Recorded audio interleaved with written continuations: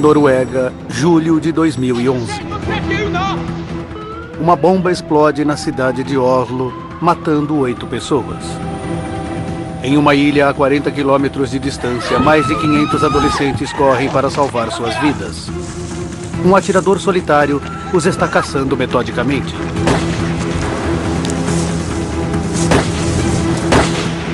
Em 3 horas de puro horror, 77 pessoas morrerão. E mais de 200 ficarão feridas. Como um único homem causou tanto caos e destruição? E por que não foi detido mais cedo? Desastres não acontecem simplesmente. Eles são provocados por uma cadeia de eventos decisivos. Vamos desvendar as decisões fatais daqueles últimos segundos, pouco antes do desastre. O atirador da Noruega. Noruega, Tarifjorden, a 40 quilômetros da capital Oslo. 22 de julho de 2011. Na pequena ilha de Utoya, o Partido Norueguês dos Trabalhadores está patrocinando o acampamento jovem de verão. Hege Hogland é uma entre os 500 adolescentes participantes. Era um paraíso. Os adolescentes foram para lá para conversar, aprender política e encontrar novos amigos. 4 da tarde. Eu precisava recarregar meu telefone.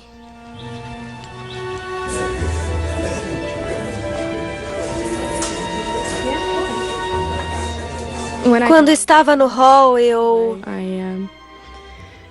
ouvi rumores sobre uma bomba em Oslo.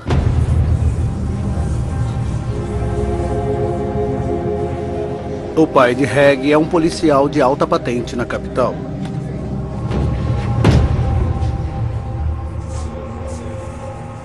Pai? Está tudo bem?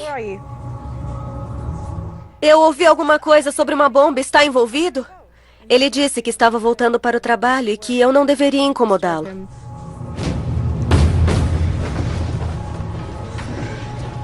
No hall principal está Elise Meher.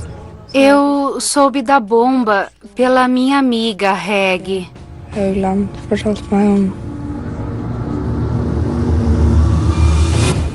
Depois nos disseram que haveria uma reunião para informações. 4:30 da tarde. Pessoal, atenção, por favor. Os líderes do acampamento reúnem os adolescentes. Eles pediram que permanecêssemos calmos, que tudo ia ficar bem, que estávamos a salvo e que mesmo numa ilha, no meio do nada, nada nos aconteceria. 4:57 da tarde. Johannes Dalingiski, de 21 anos, auxilia a barca entre a ilha e o continente. Ele recebe uma mensagem em seu walkie-talkie. Disseram que um policial queria atravessar para a ilha. Eu deixei a reunião, liguei para o capitão e disse que havia um policial que queria atravessar. Ele então me falou para encontrá-lo na barca.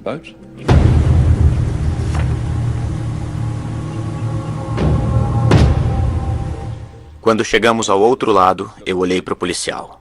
Ele segurava um rifle grande e tinha um revólver na coxa.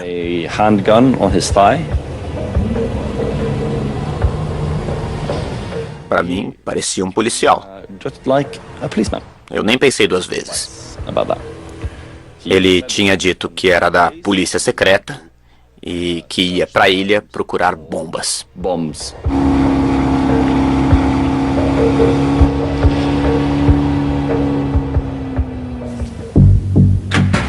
5:15 da tarde.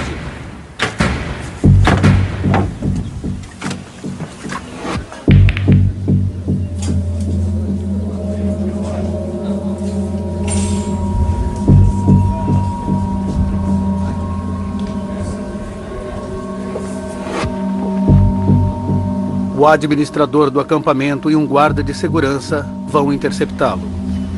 Estão desconfiados por causa das armas que ele carrega.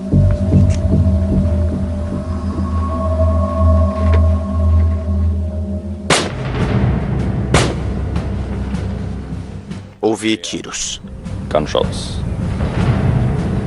Olhei para minha esquerda e a cerca de 30 metros de distância estava o homem, atirando para o chão.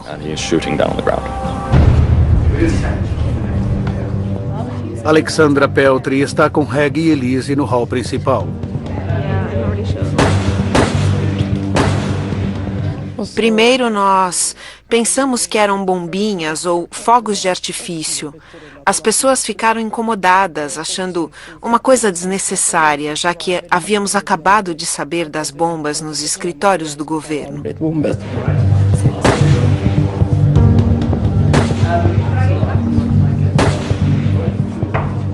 Eu podia ver um policial na estrada ladeando a área do acampamento. Ele estava armado, mas apenas caminhando, e eu achei que ele estava ali para pegar os criminosos. Ele atirou em alguém! Ele atirou em alguém! Saiam todos! Saiam todos! Vamos sair daqui! Vamos sair daqui! O pânico se instalou e eu, como todos os outros, comecei a gritar também.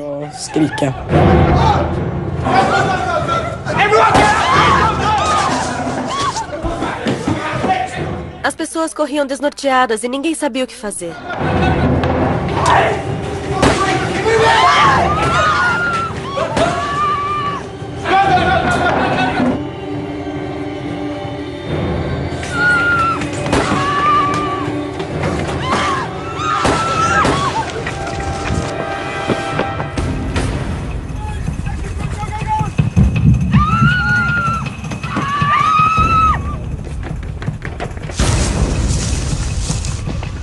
Todo mundo começou a correr para o barco.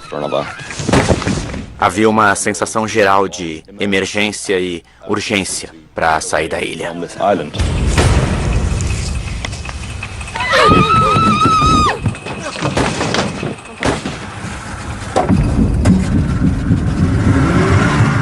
Johannes e mais 8 pessoas escapam. Esperem! Esperem! Espera um pouco! Espera! Voltem! Voltem! Não deixe a gente aqui!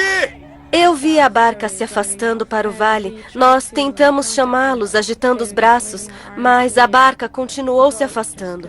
Eles foram embora.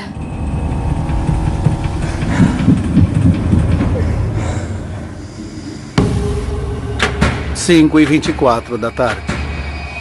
Mais de 500 pessoas estão presas na ilha. 600 metros de água gelada os separam do continente.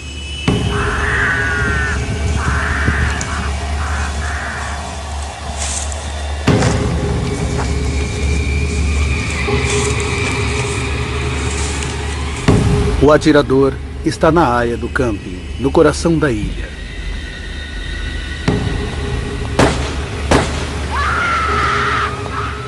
E o Librenes está em sua barraca e liga para a mãe.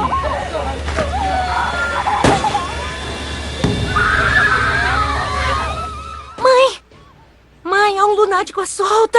Tá matando todo mundo! Precisamos de ajuda! Ela me ligou e disse: mamãe, tem um maníaco aqui atirando. Eu tô tentando chamar a polícia, mas não consigo. Eu percebi que ela estava temendo pela vida.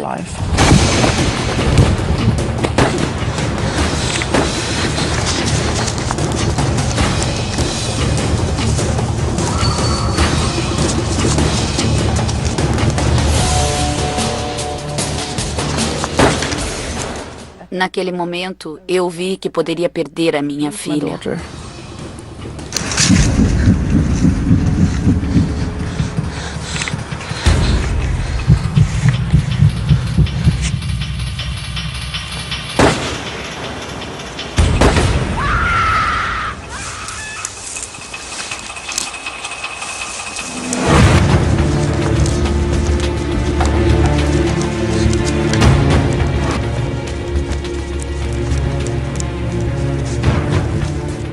Eu havia me distanciado da situação. Eu só conseguia pensar em sobreviver. Fiquei perto das pessoas que eu conhecia para ficar a salvo.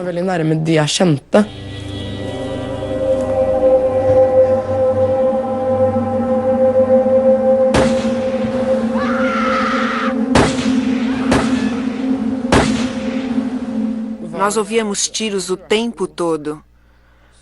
Quando não ouvíamos, sabíamos que algo ainda estava errado. Os tiros só eram interrompidos para as armas serem recarregadas. Na margem norte, Reg liga para o pai. Ele está em uma reunião com Delta, a unidade contra-terrorista da Noruega. A ligação é transferida para o comandante da Delta.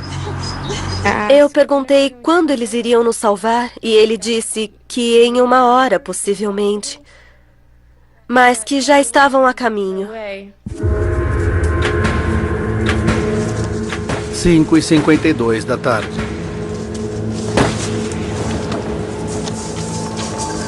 O atirador se aproxima da casa da bomba na margem norte.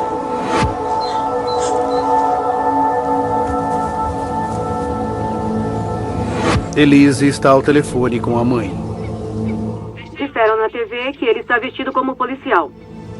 A mãe teme que ela confunda o atirador com um policial de verdade. Se fossem 2 ou mais, eu sairia. Mas sendo um só, eu ficaria onde estava. Não podia confiar em ninguém.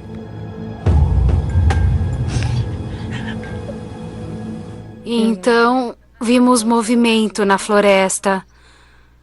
E eu terminei a ligação com minha mãe. Está seguro. Vocês podem sair. Saiam todos. Foi quando eu decidi pular na água, sabendo que aquilo não podia ser verdade.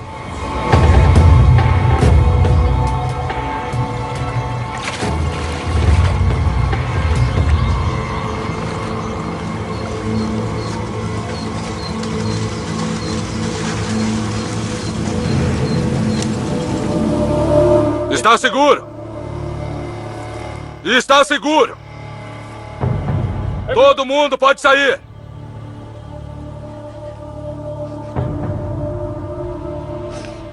Eu sabia exatamente o que ia acontecer.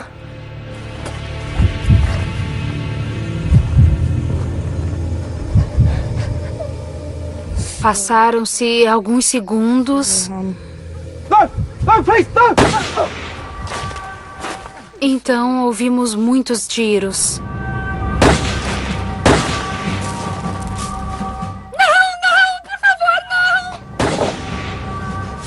Fechei os olhos e enterrei os dedos nos cabelos.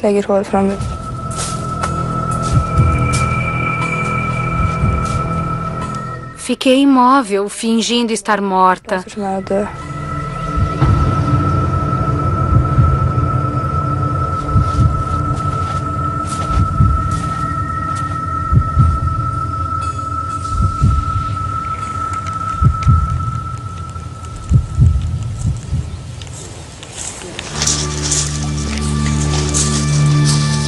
Eu não tinha visto nada antes de levantar. Aí eu vi muitas pessoas que tinham morrido.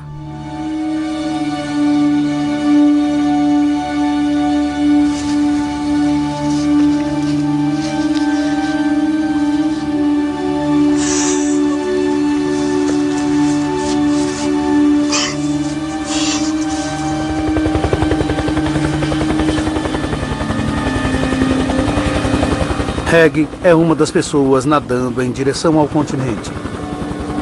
O capitão de um barco de recreio a resgata, junto com os outros da água gelada.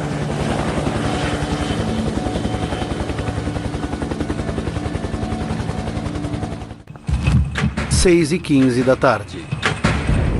Na ilha, Yuli está tentando escapar.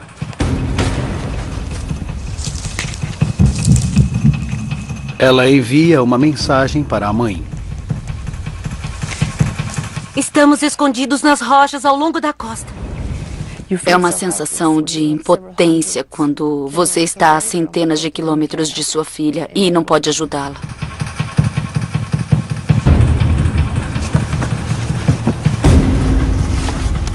Alexandra e seus amigos conseguiram chegar à extremidade sul da ilha. Podíamos ver um helicóptero chegando. Pensando ser a polícia vindo para resgatá-los, alguns saem do esconderijo. Aqui! Aqui embaixo! Socorro! Ele se inclinou levemente e as pessoas começaram a acenar. Mas o helicóptero não pousa. Na verdade, era uma equipe de filmagem de uma estação de TV. De repente, um homem apareceu. Por favor, ajudem! Ajuda!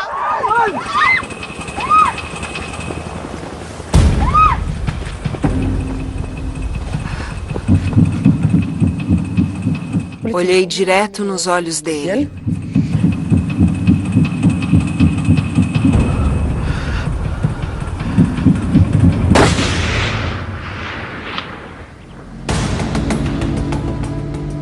Às 6h25 da tarde, um grupo de policiais Delta se aproxima da ilha. Quem supervisiona a operação é Terry Clevergen. A caminho do cais, eles ouviram tiros, vindos da extremidade sul da ilha. Também viram pessoas à beira d'água.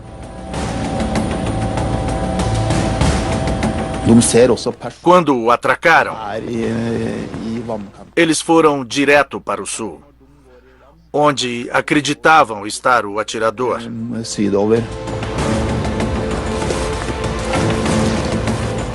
Delta avista o atirador.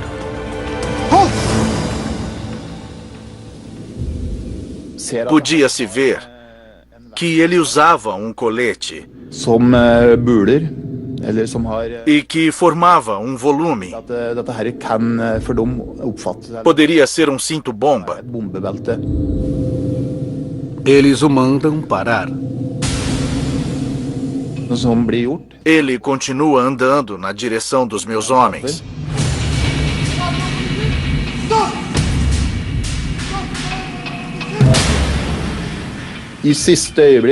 No último momento, um dos homens grita que não é um cinto-bomba.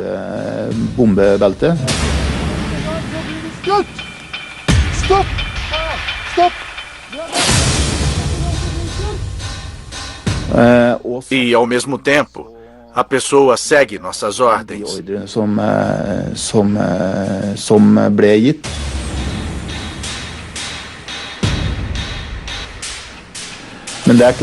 Mas foi por pouco. Ele quase foi morto.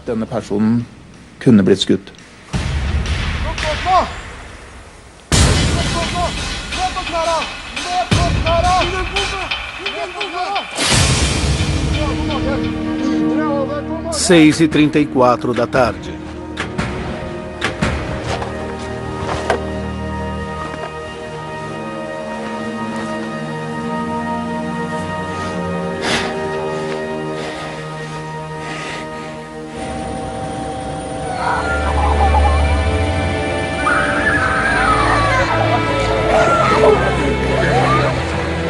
Em pouco mais de uma hora, o atirador matou 69 pessoas na ilha, a maioria delas adolescentes. A filha de Marianne Brandes, Yuli, está entre os que escaparam ilesos. Liguei para minha mãe e meus amigos e chorei. Eu disse a eles que estávamos a salvo, fora da ilha. Eu disse a ela o quanto a amava. E ela disse o mesmo para nós. E foi um momento muito comovente.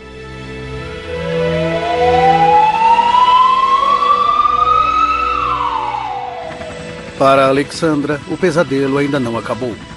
Ela foi baleada na coxa e levada para um hospital em Oslo, onde passa por 3 cirurgias.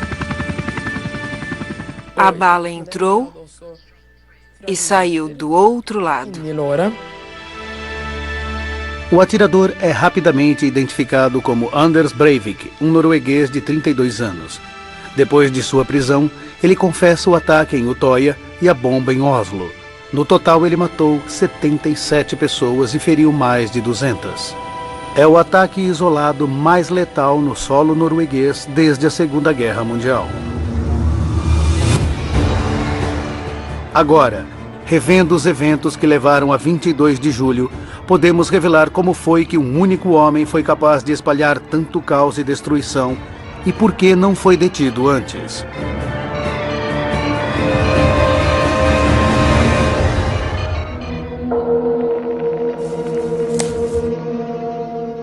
Logo após a prisão de Breivik, a polícia descobriu que pouco antes de começar seus ataques, ele enviou por e-mail um manifesto chamado 2083, uma declaração europeia de independência, para mais de 1000 pessoas da direita pelo mundo. O documento é um relato terrível de como ele preparou meticulosamente seu ataque à elite liberal da Noruega. Seu alvo principal é o Partido Trabalhador, que ele acusa de permitir que os extremistas muçulmanos invadam o país. O importante analista de segurança Helgi Luras investiga como Breivik planejou seus ataques letais. Parece provável que Breivik tenha sido inspirado por algumas das técnicas e métodos que jihadistas e grupos radicais empregam no centro e no sul da Ásia, principalmente no Paquistão, Afeganistão e Índia. Imitando as táticas de seu inimigo, Breivik espalharia o caos com múltiplos ataques que perturbariam e confundiriam as forças de segurança.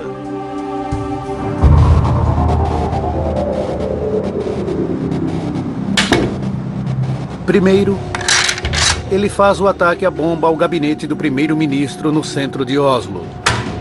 A bomba devastará o governo e facilitará o estágio 2 de seu plano. Com o alerta de segurança no coração do governo, o grupo Juventude Trabalhista iria receber um policial armado na ilha de Utoya. Há elementos que precisam ser organizados para que se possa levar a cabo um ato desses. Ele teve a habilidade de prever o que aconteceria e como seria difícil, em suas próprias palavras, executar o plano. 3 da tarde do dia do ataque.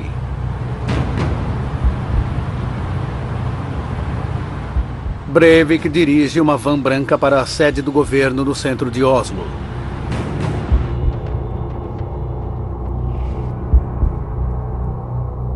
O guarda de segurança Thor Inge Kristoffersen está monitorando as câmeras da CCTV do subsolo dos gabinetes do governo.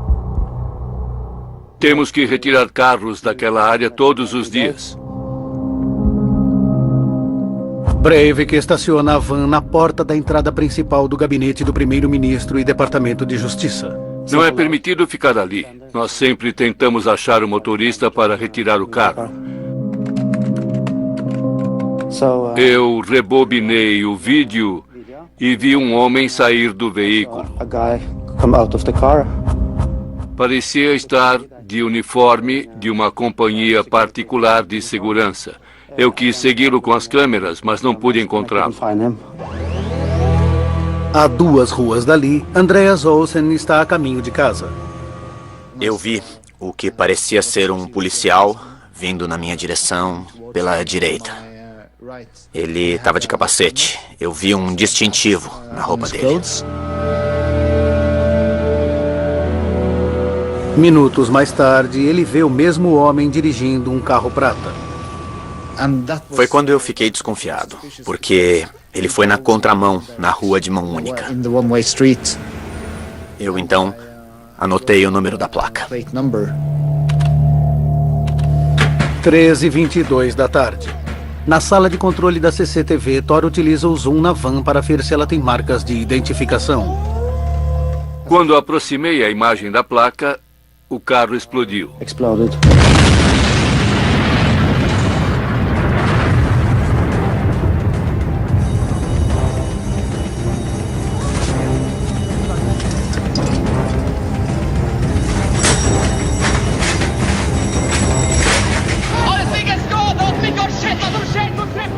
A bomba atinge os prédios do governo, criando um caos total. 8 pessoas morrem. Mais de 200 ficam feridas. Quando ouve sobre a explosão, Andreas faz a ligação. Eu pensei em notificar a polícia, porque poderia haver alguma observação relevante. A polícia agora tem a descrição do suspeito, bem como detalhes de seu carro e número da placa. Preocupada com a possibilidade de outras explosões, a polícia anuncia uma evacuação. Sem cordão de isolamento ou pontos de controle para detê-lo, Breivik consegue afastar-se para o seu segundo alvo, o Toia. A fase 1 de seu plano foi bem sucedida. O líder do sindicato dos policiais, Arne Johannessen, analisa as falhas na segurança que permitiram uma bomba ser plantada na porta do primeiro-ministro. Somos muito ingênuos ao acreditar que grandes tragédias jamais acontecem na Noruega, só em outros países. No Ocidente, a maioria dos prédios do governo são fortemente guardados e inacessíveis ao público. Nenhum outro país, além da Noruega, teria níveis de segurança tão baixos em seus prédios importantes. Temos orgulho de ser uma sociedade aberta, na qual todos se movimentam livremente e podem se aproximar dos políticos. Em seguida, ao 11 de setembro, a Noruega está totalmente aberta a uma atrocidade terrorista. Em 2006, uma crítica à segurança reconhece que os prédios governamentais de Oslo são particularmente vulneráveis. O relatório de um noticiário local, na época, prova ser terrivelmente profético. As correntes na frente dos prédios do governo, no distrito governamental, não são exatamente assustadoras. Qualquer um pode parar um carro cheio de explosivos na porta deles. O governo decide fechar a rua principal de acesso para o público. Mas, 5 anos após o relatório, as autoridades locais ainda trabalham para fechar a rua ao tráfego. Penso que é uma situação absurda termos esperado anos para chegar a uma simples decisão política de fechar uma rua.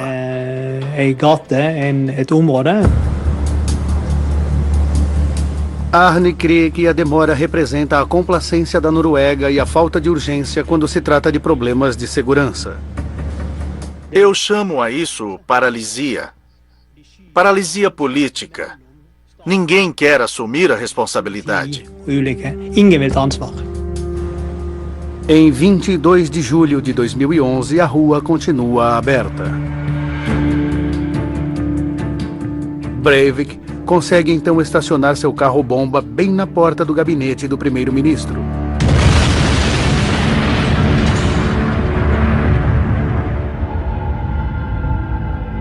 Mas para o plano de Breivik ser bem sucedido, a bomba precisa ser grande o bastante para causar destruição em escala maciça. Ele decide construir uma bomba de fertilizante de 950 quilos. Para financiar a construção, ele produz e vende diplomas universitários falsos pela internet, gerando mais de $600 mil que ele esconde em contas bancárias pelo mundo. Em maio de 2009, ele cria um negócio agrícola para ser a fachada, para fazer uma bomba de fertilizante. E isso permite que ele compre 6 toneladas de fertilizantes sem levantar suspeita. Sendo um agricultor, você podia, até julho de 2011, comprar fertilizantes. Não havia fiscalização. Mas uma de suas compras alerta as autoridades. Em dezembro de 2010, ele compra o componente para um detonador, nitrato de sódio, de um fornecedor polonês de substâncias químicas. O fornecedor está na lista de observação da Global Shield, uma coordenação internacional de clientes que rastreia o comércio de substâncias químicas perigosas. 8 meses antes dos ataques, a Global Shield envia um relatório para a Polícia de Inteligência da Noruega, a PST. Ele inclui uma lista de noruegueses que compraram da Polônia substâncias químicas potencialmente perigosas. Eles tinham 41 nomes das autoridades alfandegárias, e Breivik era um deles. Was one of those 41. O analista de casos da PST se ausenta logo depois de receber o relatório. Breivik não é entrevistado, nem colocado em algum registro da inteligência.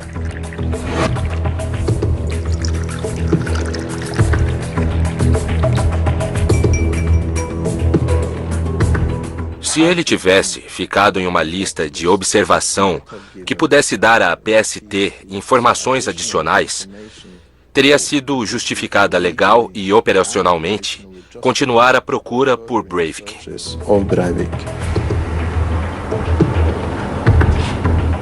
Breivik compra mais substâncias químicas perigosas da Polônia. Se a inteligência estivesse ciente do fato, poderia ter iniciado uma investigação. Em vez disso, Helgi Luras acredita que Breivik escapou do radar da inteligência. Se informações adicionais não chegassem dentro dos 4 meses, eles seriam orientados a descartar as informações. As aquisições de Breivik não causam uma investigação. Ele está livre para fazer sua bomba, completamente sem obstáculos.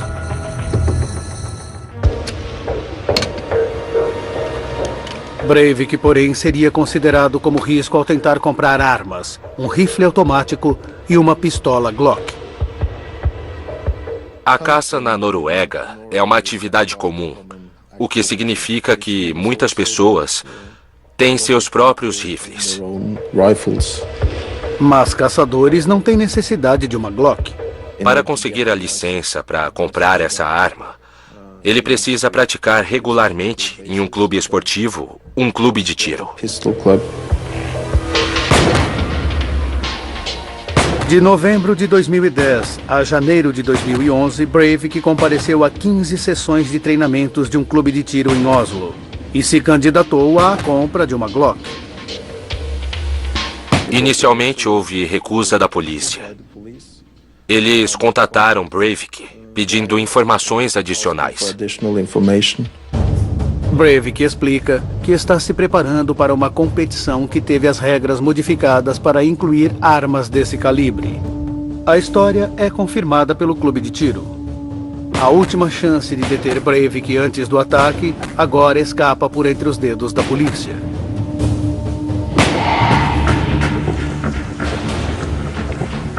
Resta ao Serviço de Segurança da Noruega detê-lo no dia do ataque.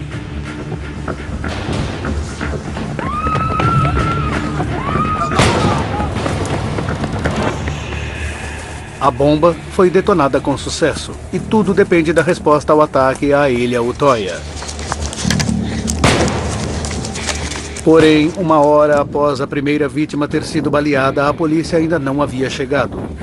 Cada minuto contado, desde a forma com que ele de boa vontade deixou-se capturar, significa que a polícia teria sido capaz de impedir a matança no momento em que eles enfrentaram Breivik. O pior desse fato é que Breivik poderia ter sido preso antes, não fosse pelos problemas no transporte da polícia e na comunicação. Em seguida aos primeiros tiros, as ligações começaram a chegar à polícia. Mas havia um problema. Na Noruega, chamadas para o número da emergência são desviadas, não para uma mesa operadora, mas para as delegacias locais. Neste caso, Hønefoss. O centro tem 2 linhas de entrada. E dessa forma, é possível responder a 2 chamadas ao mesmo tempo. Delegacia de polícia? Entretanto, o número de ligações era extremamente alto. Abrimos mais linhas e pudemos ver que havia 40 chamadas à espera. Tentei ligar para a polícia 3 vezes, sem conseguir. Eu me senti perdida, porque ninguém podia nos ouvir e talvez a polícia não recebesse a mensagem. Algumas chamadas foram atendidas. E 9 minutos depois do primeiro tiro, a Delta, força policial de elite da Noruega, foi alertada. Eles estão em Oslo, ajudando a proteger o local da bomba. Agora é vital que eles cheguem a Utoya rapidamente e prendam Breivik. Mas a ilha fica a 40 quilômetros de distância e a Delta precisa lutar com o tráfego da hora do rush e com os fortes ventos nas estradas do interior. Levará mais de meia hora para chegarem lá. Enquanto isso, os jovens na ilha estão sem defesa. Os habitantes locais ouvem os tiros e não entendem por que não há resposta da polícia. Espero que a polícia chegue logo. Por que as sirenes não estão ligadas? Na verdade, 2 policiais estão no cais dos barcos. Eles estão armados e têm autoridade de atacar qualquer atirador.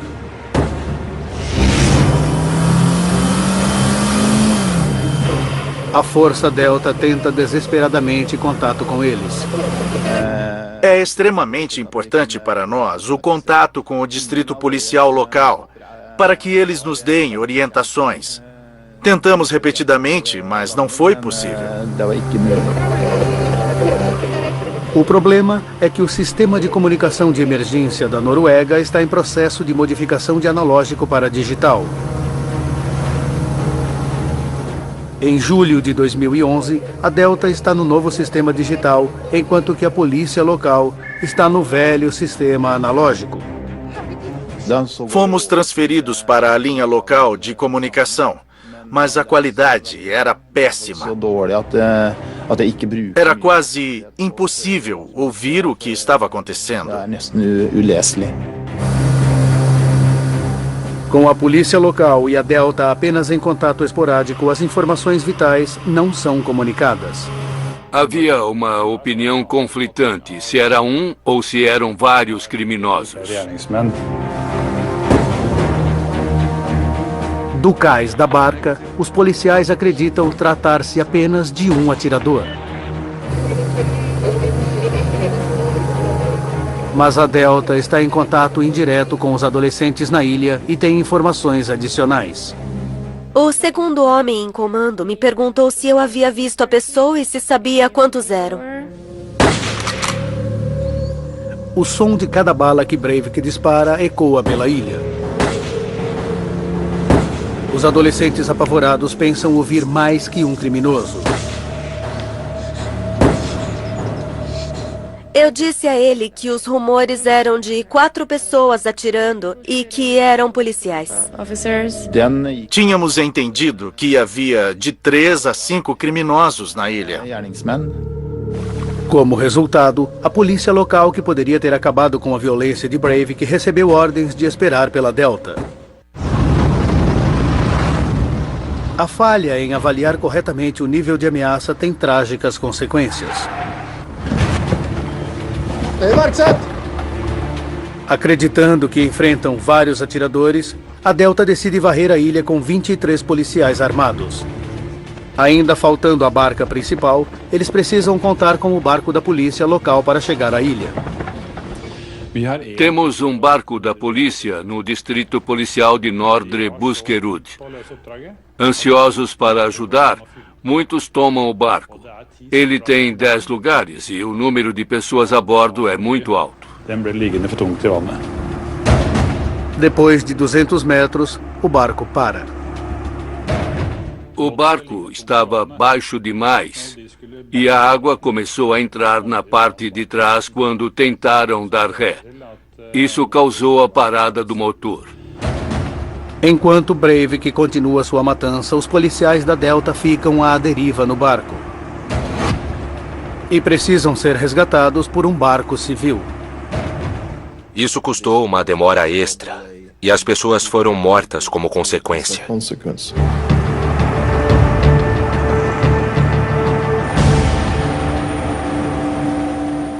A Delta finalmente desembarcou na ilha às 6h25 da tarde, 45 minutos depois de terem sido notificados.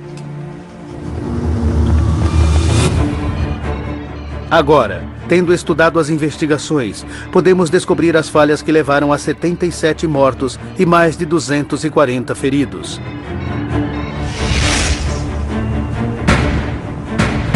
Cinco anos antes dos ataques, o governo da Noruega é avisado sobre possíveis ataques terroristas da Al-Qaeda a seus prédios governamentais.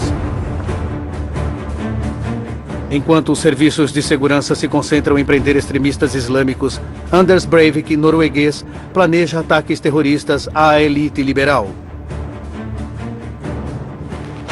4 anos mais tarde, Breivik age sozinho para construir uma bomba de fertilizantes e montar um arsenal letal. A inteligência falha em perceber a ameaça interna de direita e a preparação de Breivik passa despercebida. 1h16 para a tragédia. Breivik envia um manifesto repleto de ódio para extremistas da direita em todo o mundo. Então, faz para si mesmo um coquetel de drogas para preparar-se para os ataques. Faltando 9 minutos, Breivik dirige uma van para o coração do distrito do governo. Faltam 10 segundos. Um guarda de segurança usa um zoom na van.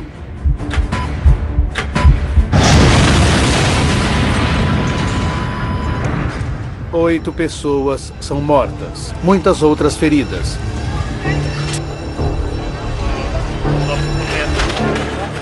Com as forças de segurança confusas, Breivik segue despercebido para Utoya. 5h20 da tarde. 2 horas depois da explosão da bomba, Breivik chega à ilha e dispara os primeiros tiros.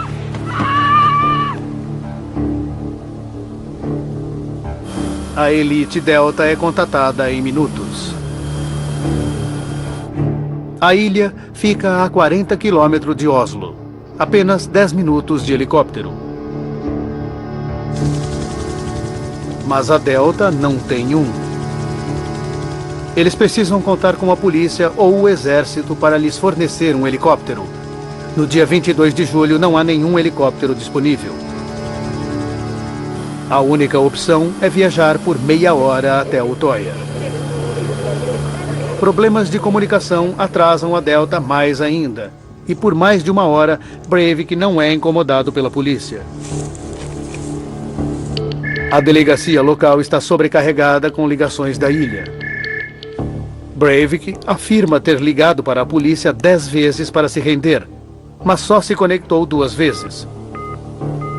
Enquanto as forças de segurança não chegam, ele continua com a matança. Estimativas das forças de segurança calcularam que os problemas de comunicação e transporte atrasaram em 16 minutos a chegada da Delta.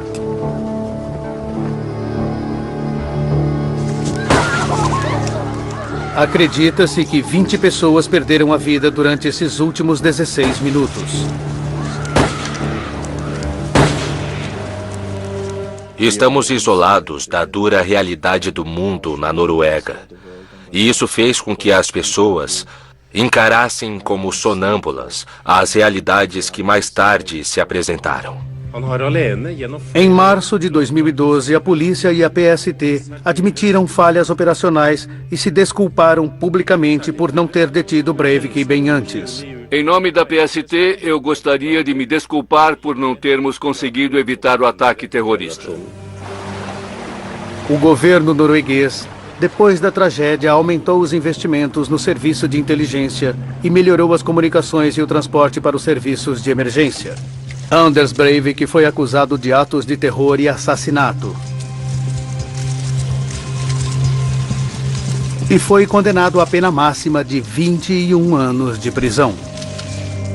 Em 24 de agosto de 2012, Anders Breivik foi considerado são e sentenciado a 21 anos de prisão. Esta é a sentença máxima permitida pela lei norueguesa.